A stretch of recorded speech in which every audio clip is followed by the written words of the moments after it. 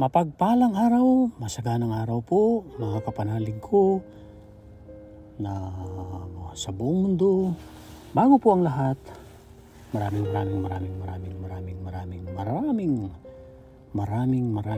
salamat po sa patuloy niyong pag-comment, pag-share at pagbabahagi ng ating YouTube daily podcast. Nakatatlong sunod-sunod na araw na po tayong bagong episode po sa libro ni 365 Awesome Books Meditation ni Sarah Young. Ang pamagat po nito, itong libro na to, na napakaraming bumili po nito, nagsasabuhay, guidance, marami nagtitestimonya, katulad ko po, kaya ako ibinabahagi sa inyo ang Jesus Calling, ang pananawagan, ang pakikiusap ni Lord Jesus. Mga mensahe niya araw-araw, enjoying ang kapayapaan sa kanyang presensya. Ano po ang napulot ninyo kahapon, mga kapatid ko kay Kristo? At ang shoutout sa aking Kuya Romy na talagang super sipag mag-comment, super sipag mag-notes, at kabisadong-kabisado na niya ang measure your progress and adjust your plans and actions to become better aligned. May ED po yan, may D. May D kasi past tense, aligned. Hindi po yung future or present tense. Yan po ay past tense, better aligned for success. Inalign mo na, inayos mo na kapatid. Kaya nga, mini-measure mo yan. Ang iyong progress. At nag-a-adjust ka ng mga plano mo at mga gagawin mo. Siyempre, ang pagtatanong sa sarili, Lord, ito ba ang kaloob mo sa akin? Ito ba ay kagustuhan mo na gusto mong gawin ko? Pag yan ang ating tinatanong sa ating sarili, ay i-guide tayo. Mararamdaman po natin yan. Talagang totoo po yan. Talaga, indeed. Ang salita ng Diyos, ang mga salita ng Diyos ay ating gabay. So, nasa John 10, verse 10. Chapter 10, verse 10 po ang tinalakay kahapon na ibinahagi ni Sarah Young na mensahe. At yan po ang ibinigay ng Holy Spirit na title. Na ang sabi doon sa Tagalog, pumunta ako para magkaroon sila. Sila means, ano pong ibig sabihin niyan sila? Ikaw, ako, tayong lahat ng mga tao, sangkatauhan ng sinasabihan po rito, hindi lang mga taga-Israel na una niyang pinili. Lalo tayong mga Pilipino, mga kapatid, may dahilan kung bakit ikinalat tayo ng Panginoong Diyos. Sa lahat ng bansa, halos makikita mo ang Pilipino. Hindi lang isang Pilipino, talagang community. Dito sa Regina, a few years ago, ang number one na language na raw dito ay Tagalog. So, ang Regina ay nasa 230,000 na population. Maliit na syudad po ito. Ito po yung sentro ng capital, business capital, city capital ng province of Saskatchewan. Ito po ang ginawang sentro. So 230,000 na tao ang nandito at Pilipino po ang nangunguna. Kasunod po dyan ang mga Bombay na marami rin sila kasi nga mas mabilis ang pagdami ng mga Bombay kasi nga British colony po sila eh. So, pumunta ako para magkaroon sila ng buhay. Buhay na? Buhay bang mahirap? Buhay ba laging famine? Sa Pangasinan ay gawat. Kaya tinanong ko nga ang kapatid kong si Saldi kahapon na ano ang kabaliktaran ng gawat, taghirap ay ginhawa, sabi niya. Sa salita namin ginhawa, inawa. Gawat or inawa. So siyempre kailangan gabi tayo. Sinabi ko kay sa kapatid ko na sa Pangasinan, kung gusto natin ng ginhawa, ay isipin natin ay ginhawa.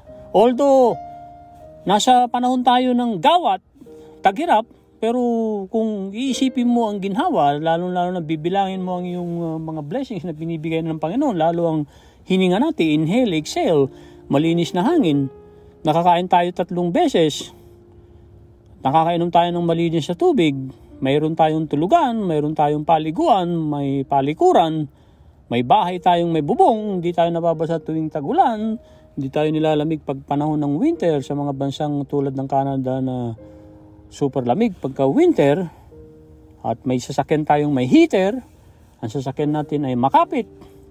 Lalo na winter time, mayroon tayong preno na gumagana ang preno lagi, ay big blessings po yan. Yan ay ginhawa. Hindi ibig sabihin ng ginhawa ay pera lamang. Marami kang kaibigan na nagmamahal sa iyo, maaasahan mo. At siyempre, ang talagang maasahan natin todo-todo, walang katulad, ay si Lord Jesus. Amen? Kasi nga, sa Matthew 1:23 na podcast nating episode 3 ay Emmanuel, God is with us. At sa John chapter 10 verse 11, siya ay very good shepherd. Sinamba ng todo-todo ni King David sa Psalms 23 verse 1 to 6, lalo-lalo na yung 5 and 6, na you prepared a table before me in the presence of my enemies. And then my cup runs over. Ano pong ibig sabihin ng my cup runs over? Ang aking tasa, baso, ay nag-uumapaw. Kaya nga pagka may kalahating baso ka ng tubig, at tignan mo, hindi yung wag mong ang tingin mo, bakit kalahating baso lang ibinigay sa akin na inumin ko? Mauuhaw pa ako. Tignan mo, sa kalahati, mapupuno yan. Pagka ininom mo yan, lalo ibinigay mo sa iba yan, pupunuin uli yan ng Panginoon. So kung nasa atin na, sa pagkiklaim natin, dapat isa rin sa i-master natin sa buhay natin ay ang pagbibilang ng mga blessings. Kung sumakit ang paa mo ngayon, hindi sumakit kahapon, pasalamat tayo. Kung sumakit ang bewang mo, ulo mo today, kahapon, last week, last month, hindi sumakit, laking blessings na yan. Kung nawalan tayo ng mahal sa buhay ngayon, napahiram tayo ng 50 years, 60 years, 70 years. Sabi nga sa ating episode kahapon, ng kaloob ng Panginoon sa atin, sa bawat isa sa atin, ay 70 years old. Nasa awit po yan. Siner ni Pastor Ed Lapis. Shout out kay Pastor Ed Lapis. Mabuhay po kayo, Pastor, at talagang marami kami natututunan sa inyo. Nagpapagamit po kayo, ginagamit kayo ng Panginoon para po kami ma-bless, para po kami mabigyan ng liwanag. Kaya more power to you, saka yung day by day ministry. So kung patuloy tayo magpapastol sa ating Panginoon, mapapabuti tayo. At alam niya, mayroon siyang plano sa Jeremiah 29:11. For I have plans for you, not to harm you, just to give you hope and future. May plano ako sa iyo, anak. Sabi niya, sa iyo, sa akin, sa atin lahat. Hindi para saktan ka, hindi para takutin ka, kundi ikaw ay bigyan ng pag-asa at liwanag. Pag sinabing pag-asa ay hope from God, ay napakatindi po niya na hope na kaya niyang gawin ang mga supernatural na paraan, kasi supernatural God siya. Sabi nga sa Isaiah na madalas nating sinishare, Isaiah 43:18-19, may pinagagawa sa atin ng Panginoon dyan. No, wag na natin i-considera, pag-isipan, balikan ang mga luma, ang kahapon, kanina. Tignan mo ako, marami akong ginagawa, kaya kong gumawa ng. Tignan natin, asahan natin yan, kaya niyang gawin. Gumawa ng mga ilog, rivers, ang tinukoy ni Isaiah doon, rivers, hindi lang isang ilog sa disyerto. At kaya niyang gumawa ng daan sa kagubatan. Daan na talagang super daan na para sa atin. So meron siyang gagawin, pero meron ding ipinagagawa sa atin, lalo na ang tayo ay wag nang bumalik, wag na tayo mag-dwell in the past. The point of power is in the present moment. Pananawagan niya ni Lois Hay na pumanaw na, gumraduate na a few years ago. At sabi nga ni Father Joel Diomastros, kung di ako nagkakamali dun sa apelyido niya ay letter G, hindi ko po natandaan, patawad pa, pero si Father Joel Ang middle name niya ay Jumastros. Ang Joel niya ay J as in Jack, O as in Omega, W, and E-L. Hindi yung pangkaraniwan Joel na J-O-E-L. Sabi niya, the best tayong mga taong i-manage natin, i-master natin ay pagmamanage ng anger. Hinalimbawa niya, bago natin simulan ng episode 4, na may isang monghe na gustong mag-meditate. Naglalakad siya sa baybayin at malapit sa lake, and then nakakita siya ng bangka na walang laman.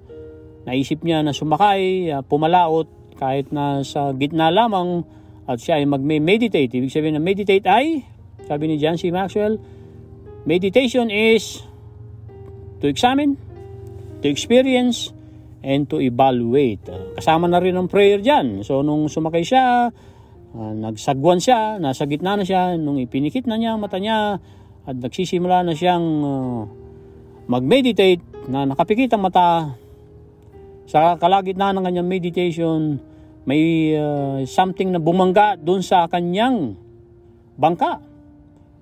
At bago niya imulat ang kanyang mata, gusto niyang magalit. Sabi, hindi pa itong bumangga sa akin napapansin, nagbe-meditate ako in a very, very silent moment.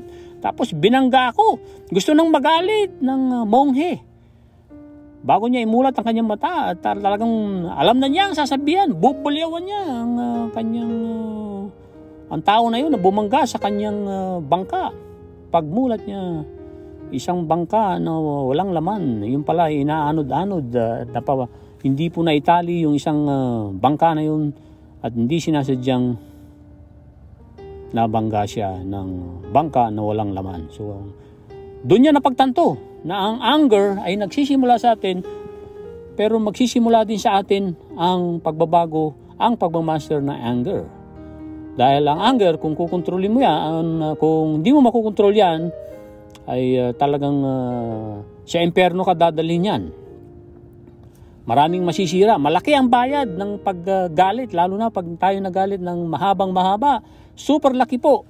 Super laki. Kaya ini-encourage tayo, kahit ako rin po ay madaling magalit nung araw. Kaya marami akong naibayad na sakripisyong sa body ko. Nagsasuffer. Yes, mga kapatid, nagdurusa ang ating isip, ang ating katawan, pati ang ating kaluluwa. At pati bulsa, maapektuhan pag tayo nagalit. So nung napagtanto ng monghe na ang mga tao katulad ng bangka na hindi sumasadya na siya ay banggain, siya ay galitin, wala na siyang ibang ginawa kundi magpasensya. Parang itinuturo niyang bangka ng walang sariling direksyon. At mula noon, minaster niya ang anger, dahil talagang isa sa matinding emotion po yan na tinatalakay natin sa The Mental Dynamite book na isinare ni James Whittaker, edited and annotated by James Whittaker, ang interview noong 1908 ni Napoleon Hill kay Andrew Carnegie, the richest man in the world. Kaya pag binasa mo yung libro na yan, para kang observer, para kang nandun sa lamesa na nag-uusap si Napoleon Hill, mga tanong, mga napakagandang awakening tanong, brilliant na tanong ang naitanong ni Napoleon Hill with his notes, at napaka-brilliant wisdom, punong-puno ng wisdom. Alam ko, Kristiyano itong si Andrew Carnegie, na talagang matututo ka ng todo dun sa libro na yun. Kaya binansagang The Mental Dynamite ay dahil may 7 negative emotions. Katulad niyan ng anger na tinukoy ni Father Joel. So pagka na-master mo naman, nai-transfer mo, nailipat mo, nai-transmute, ibig sabihin transmute, i-transfer, nai-convert mo yung anger mo into love, into emotion of faith, emotion of hope, ay siyempre, sinong unang matutuwa? Ang Panginoon na nananahan sa iyo, sa akin, sa atin lahat. At pag natuwa ang Panginoon na nananahan sa atin, matutuwa rin tayo. At gagaling tayo, mga kapatid. Dahil ang pagkamuhi ay kalaban na kalaban po natin yan. At yan ang gusto ng Diablo, na tayo ay magalit. Di ba? Sabi ng asawa ni Job, nung siya ay napupunta na nahantong at nasa kalagitnaan ng trial ng buhay niya, sabi ng asawa niya, ano? Sumasamba ka pa rin sa Panginoon mo? Isumpa mo at mamatay ka na. Wow, di ba? Kung ganun pa tayo gagawa ng ating mga mahal sa buhay, hindi natin master ang emotion, ay talagang baka mahampas mo ng kahit anong kaya mong ihampas. Dahil ikaw ay nasa stage na ng buhay mo, nawala sa iyo ang kayamanan mo, mga anak mo, at ikaw ay nasa nagdurusa, maraming bukol, butot balat ka na. Ganun nangyari kay Job. At itinira ni Diablo ay ang asawa niya na kumutya pa sa kanya. Pero sabi ni Job, blessed be the name of the Lord. Purihin ang Panginoon. Hangal ka, sabi dun sa asawa na hindi natin tatanggapin ang trials. Good lang ang tatanggapin natin bigay ng Panginoon. Yung kanyang mga trials at mga i-consider nating challenge ay hindi natin i-manage o itatanggapin, i-appreciate pa rin, ay kahangalan yan. Amen? Amen. Tinapos ni Father Joel ang kanyang napakagandang 7-minute sermon na isang ibon at isang aso. Yung aso ay naiinis dun sa ibon na parang inaasar siya kasi tumitingin, and then lulundag yung ibon kung hahabulin siya at kakagatin ng aso. Pero dahil nakakalipad nga ang ibon, nung talagang galit na yung aso at nilundag niya ng talagang matinding lundag na, lumipad ang ibon ng mataas, nahulog sa hukay yung aso. So ganun tayo dadalhin ng anger, mga kapatid. Kaya nga i-master natin ang the emotion of anger. Ang anger ay nagsisimula sa mind, state of mind. Ang ating mind, spiritual state.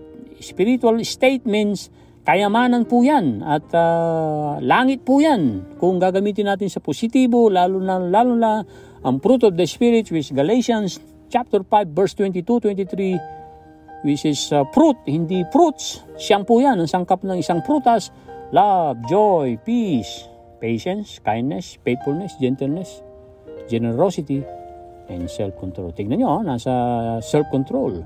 So, pag na-transmit mo ang emotion of anger mo, dahil na-motivate ka ng fruit of the Spirit, which is pagmamahal, emotion of love, nandun din yung forgiveness, ay magtatagumpay ka, kapatid. Hahaba ang buhay mo. Pwedeng ma-extend ng Panginoon.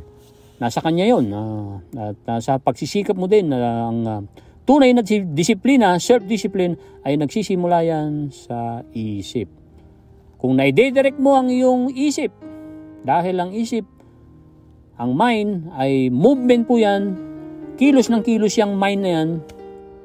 Kung naidedirect mo yan, siya sa dasal na, Lord Jesus, help me to direct my thoughts, change my mind, na mag-transform ako to renew my mind. Sa Romans 12:2, tutulungan ka ng Panginoon sa pamamagitan ng Holy Spirit na magta-transform ang iyong mind from emotion of anger, emotion of revenge, pati yung emotion of superstitions, at emotion of hatred, pagkamuhi. Matatransmit mo yan sa 7 positive emotions, which is the emotion of desire, the emotion of enthusiasm, the emotion of love, the emotion of faith, pananampalataya, emotion of sex, emotion of romance, at emotion of hope. So pagka lagi natin ginagawa yan, ang habits plus deliberate practice, sabi ni James Clear sa Atomic Habits book, equals mastery. So yung aso na lumundag, galit na galit, inahabol, talagang kakagatin niya, handa na siyang kagatin, lurayin ng ibon, ay siya nagpahamak sa sarili niya at siya ay nahulog sa bangin. So pagka pinairal natin ang emosyon ng ating pagkagalit, sa kangkungan po tayo dadali niyan. Ito po ang episode 4, nasa Hebreo chapter 13, 1-3, versikulo 8. si Kristo Jesus ay kapareho ng kahapon, ngayon, at magpakailanman. Simulan na po natin kaagad ang episode 4 natin.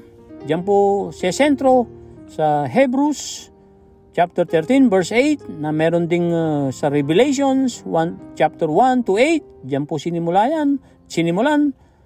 Dinugtungan sa Hebrews, tinapos sa dalawang Psalms na Psalms 102 verse 25 hanggang 27, tinapos sa Psalms 48:14.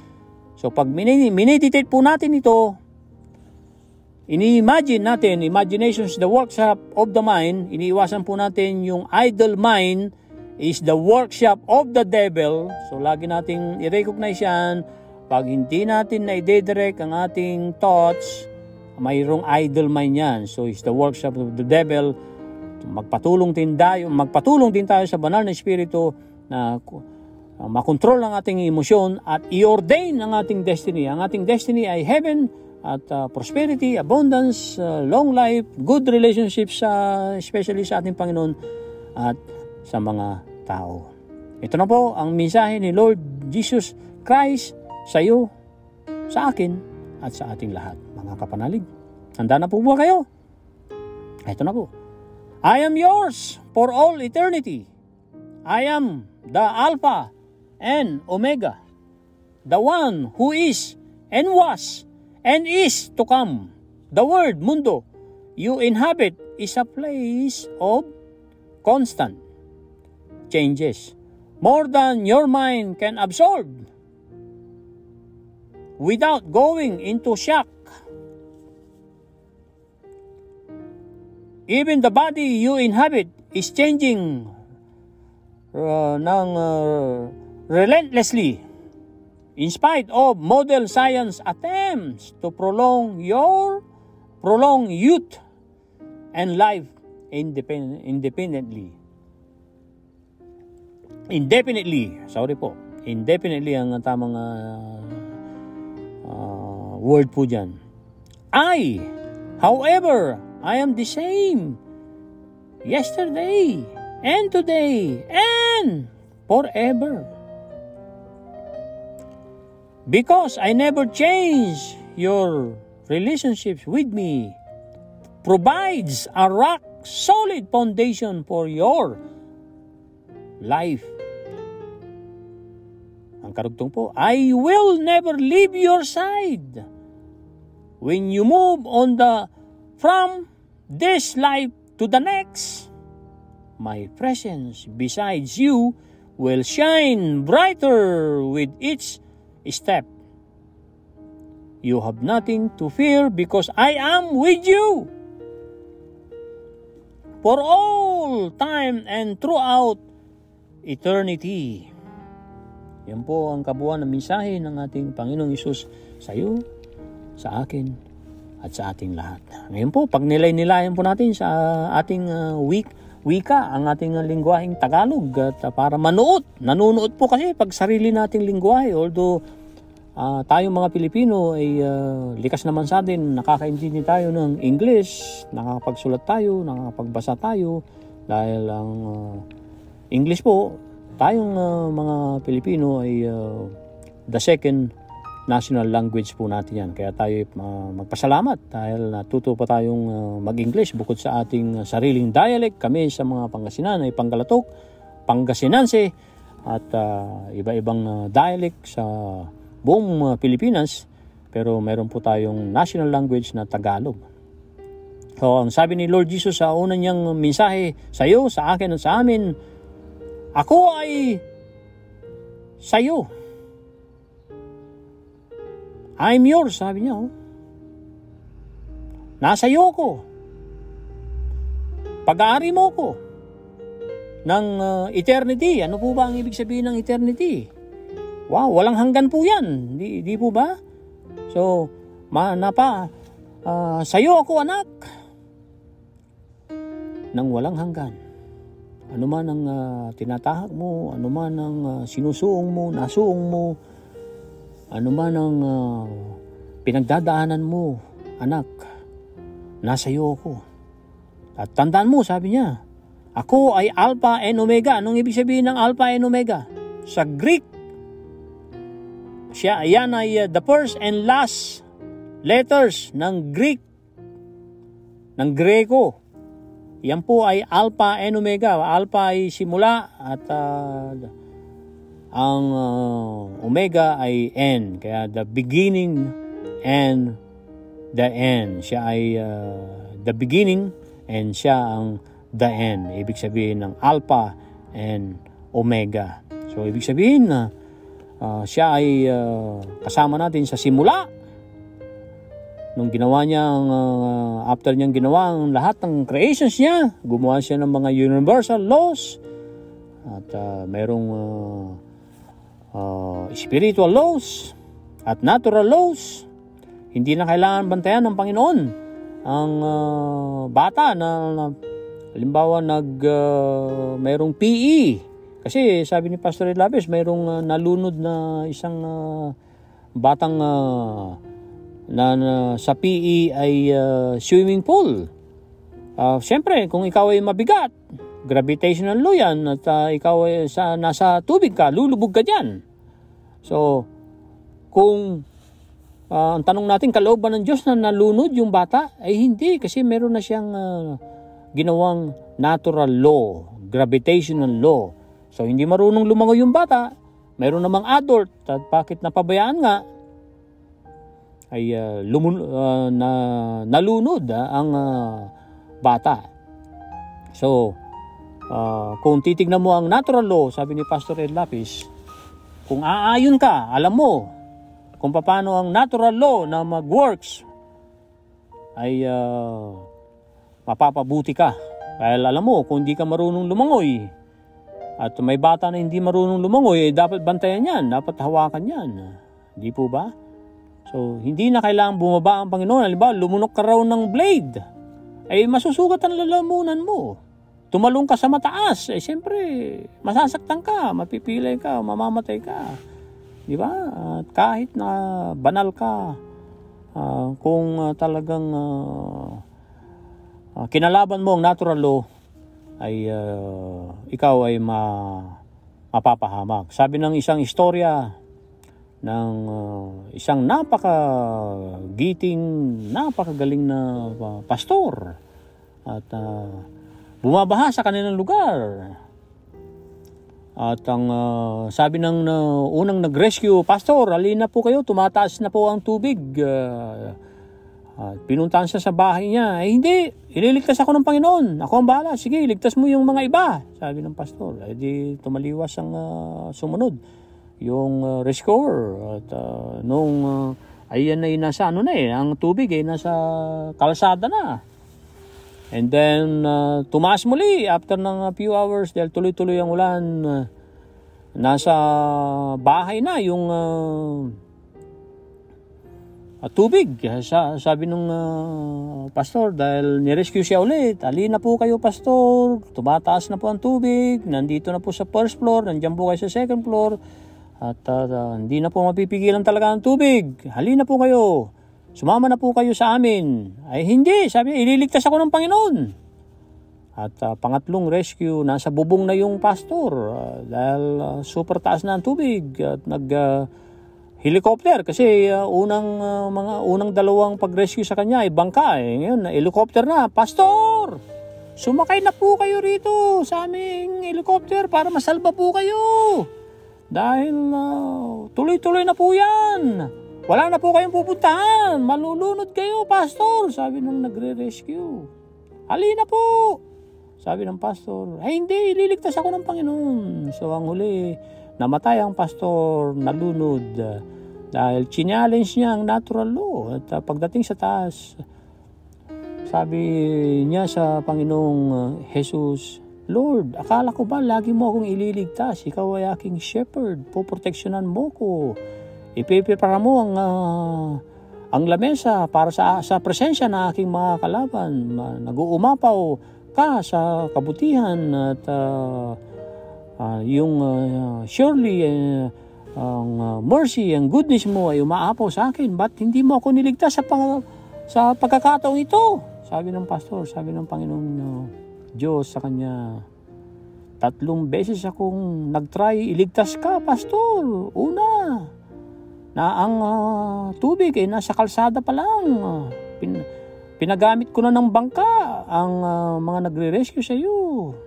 Tumanggi ka. Pangalawa, nasa 2nd floor ka na at ang tubig ay umapaw na sa main floor mo. At bangka pa rin na may motor na ang pinadala ko sa iyo para i-rescue ka. Tumanggi ka at nung nasa bubong, helicopter na ang pinadala ko sa iyo, Pastor, para maligtas ka. Pero tumanggi ka, kaya ka nalunod. Ano po ang istorya niyan, mga kapatid? Ano po ang moral lesson? So, dapat alam natin ang natural law, gravitational law. Hindi tayo mananalo. Parang sa pader ka bumabangga pagka natural law ang kakalabanin mo. So, ginawa na yan ng Diyos. Kaya nga sabi niya, I am the Alpha and Omega.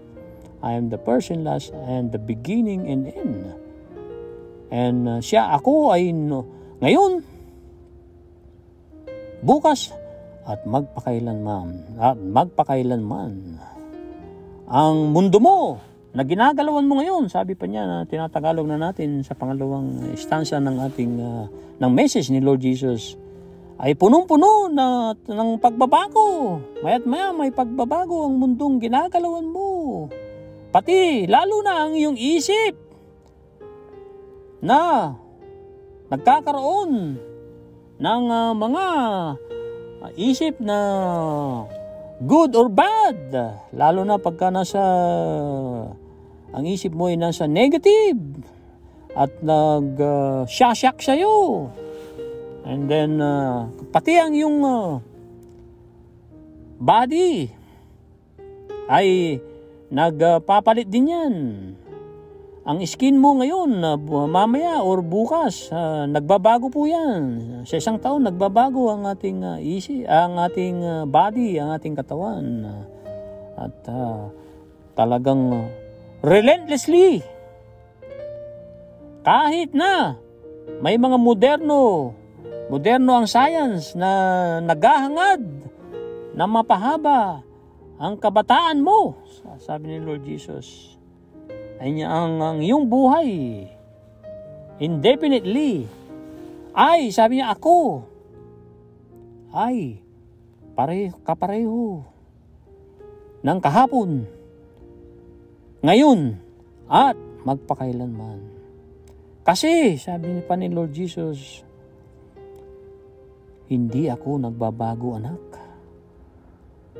Yung relasyon mo sa akin, sabi pa niya, ay nagbibigay daan ng bato, a rock solid foundation for your life.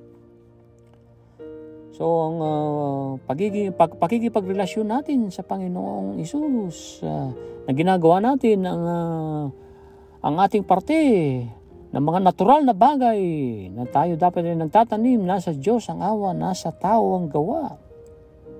At ang first definite ng ating buhay, definiteness of purpose natin ay makipagrelasyon sa Diyos, sa Kanya, kay Lord Jesus,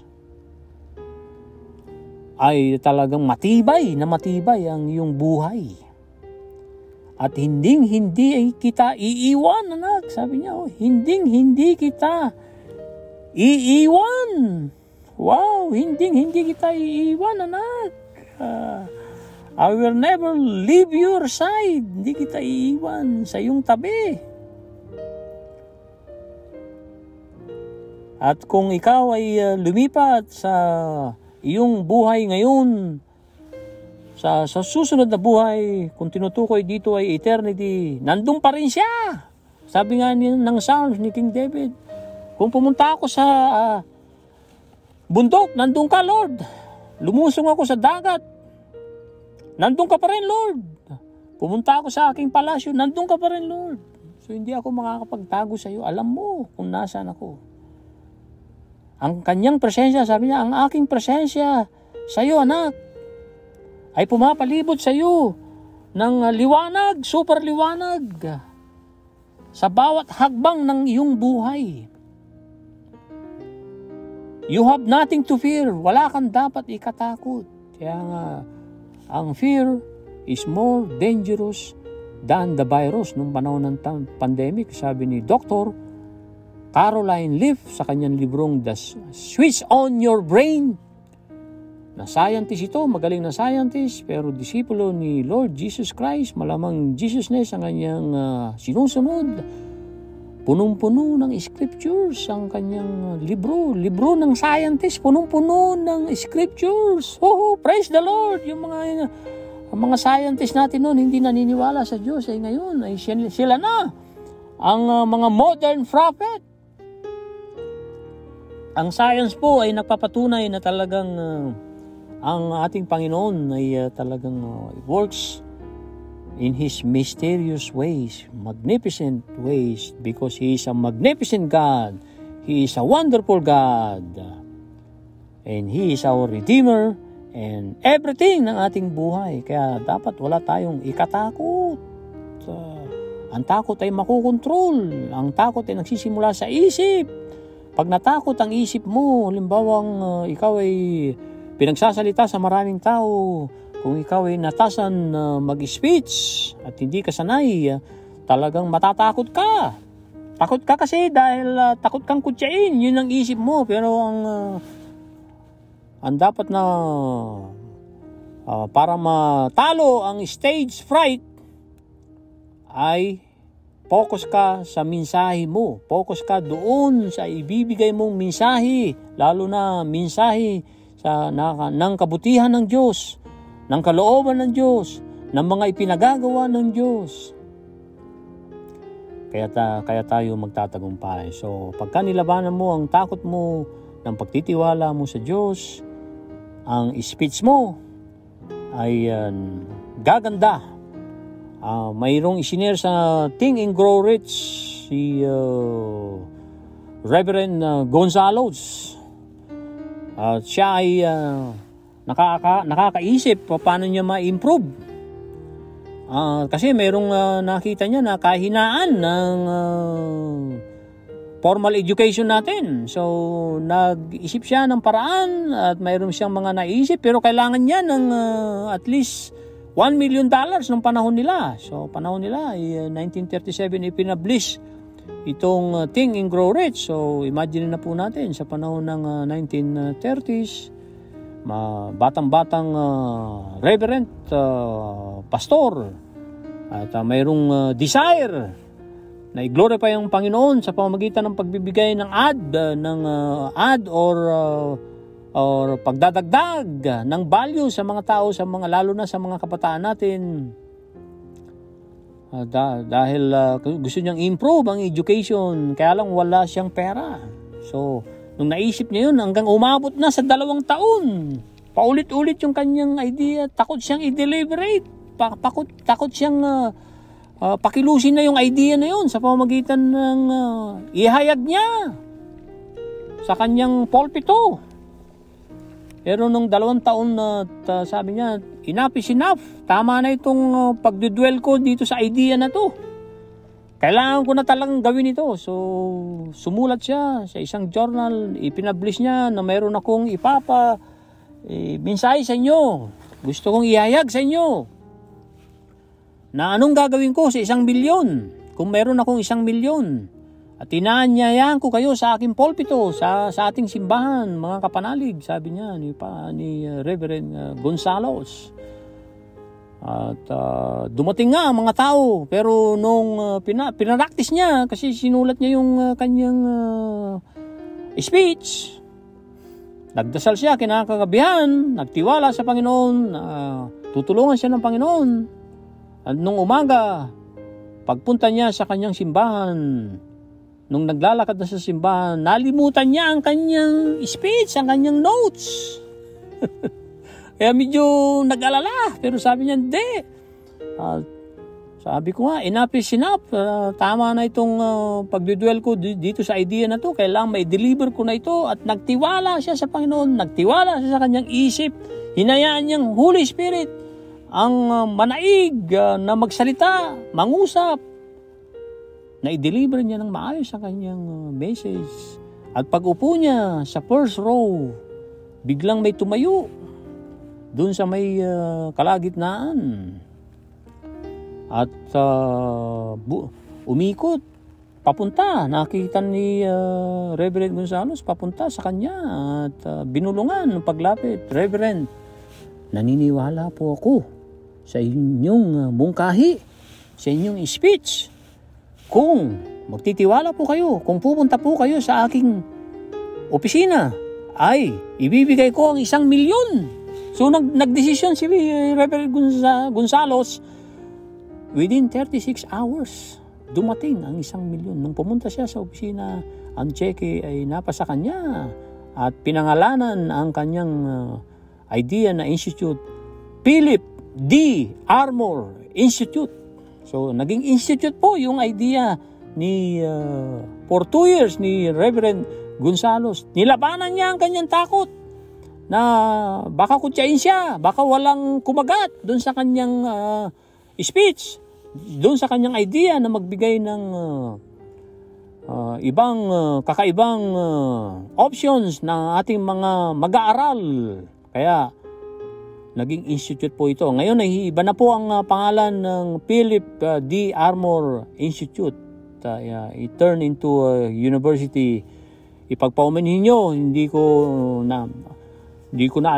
po natandaan ng bagong pangalan ng Philip D. Armor Institute. Pwede rin po pa rin nating i-search po yan. Sa Chicago po, na Reverend itong si Reverend Gonzales, ang kanyang apelido. So, ang idea, baliwala po yan kung tayo'y matatakot. So, ini-encourage tayo dito sa istorya na to na pagka may pumasok na idea, mayroong panahon para i-digest po yan, isulat, pag-aralan, at turn it into reality by spreading it, by delivering it, by massive actions. Na kahit na nalimutan ni Reverend Gonzales ang kanyang notes, hindi na niya binalikan kasi too late. Sabi niya, too late. Ayan na. Tatawagin ang pangalan ko para ako'y magmensahe sa maraming taong dumating dahil nga paanyaya na niya sa pamagitan ng isang journal, ng isang news na ibinalitang mayroong i-announce, mayroong magiging idea at sasabing mensahe ni Reverend Gonzales sa kanyang title na anong gagawin ko sa 1 milyon. So, nung dinesisyon na niya, in 36 hours, dumating yung physical na pera. In 36 hours. Pero 2 taong binalik-balikan ni Reverend Gonzales yung idea na yun. Nag-aalala siyang baka walang kumagat, pero dahil nga sa empowerment of the Holy Spirit, dahil napakagandang idea at talagang binasbasan ng Panginoong Hesus ang kanyang speech at inutusan si malamang utos ng Panginoon yun dahil mayaman ito si Philip D. Armor. So ang mga mayaman, totoong mayaman ay nag-iisip din kung paano sila makapagbigay ng makapagdagdag ng value sa mga tao dahil pag nagbigay sila ng value, nagdagdag ng value ng halaga sa mga tao, pleasing to God yan. Amen? Amen.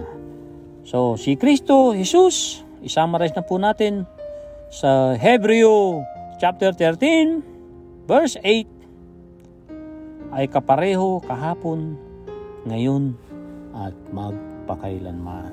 So, kanino tayo kakapit, mga kapatid? Ay kay Lord Jesus Christ lamang. Kanino tayo aasa?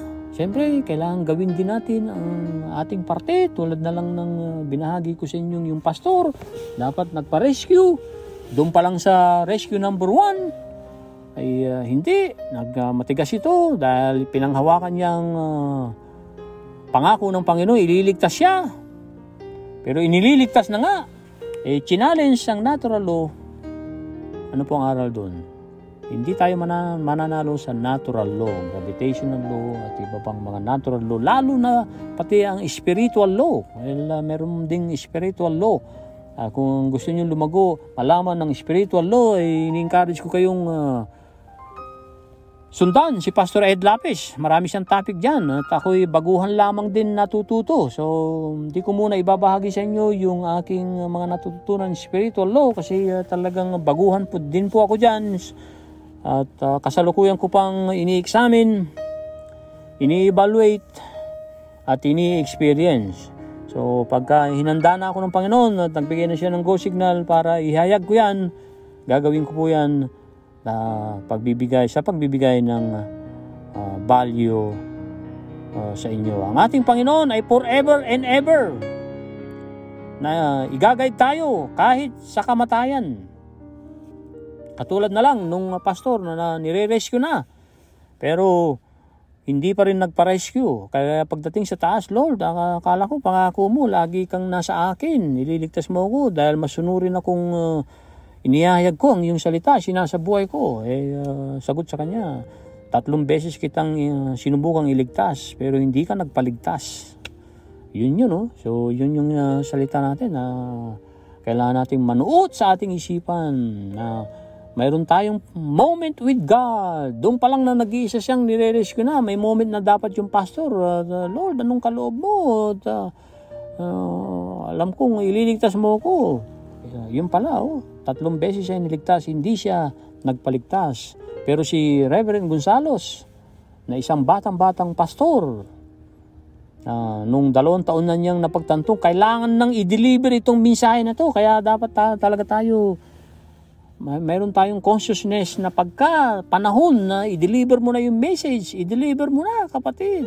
I-report mo na agad kung kinakailangan, kung ikaw ay supervisor, manager, at pagkatapos ng pagnilay-nilayan at ikabubuti ba ng kumpanya ito, yung tanong mo na yan, itong i-report ko sa manager or sa aking supervisor, sasagutin ka ng isip mo sa pamamagitan ng Holy Spirit. Yes, gawin mo yan dahil mabuti yan. Or hindi, wag mong gawin yan dahil hindi mabuti yan sa kapwa mo. So, pag humingi tayo ng gabay, gagabayan tayo dahil talaga mayroong free will na ibinigay ang Panginoon. Pag pinili natin siya, ano mangyayari pag pinili natin siya, mga kapatid? Ay mapapasa atin ang presensya niya, ang kanyang grasya, ang kanyang healings, at mga supernatural na mga paraan niya, dahil supernatural na Panginoon siya. Siya ay magnificent, siya ay walang kapantay. Siya ay noon, kahapon, ngayon, at magpakailanman. Itaas po uli natin ang ating mga kamay sa pahintulot ninyo. Nakataas na po ang aking kamay para dasalin ang napakagandang dasal na galing kay Dr. Mike Murdock ng paghingi ng gabay sa Holy Spirit at pagtanggap at paglakad, pagsunod sa banal na Espiritu. Ang active participation ay in fact nakaka-apekto ng significantly, ng malaking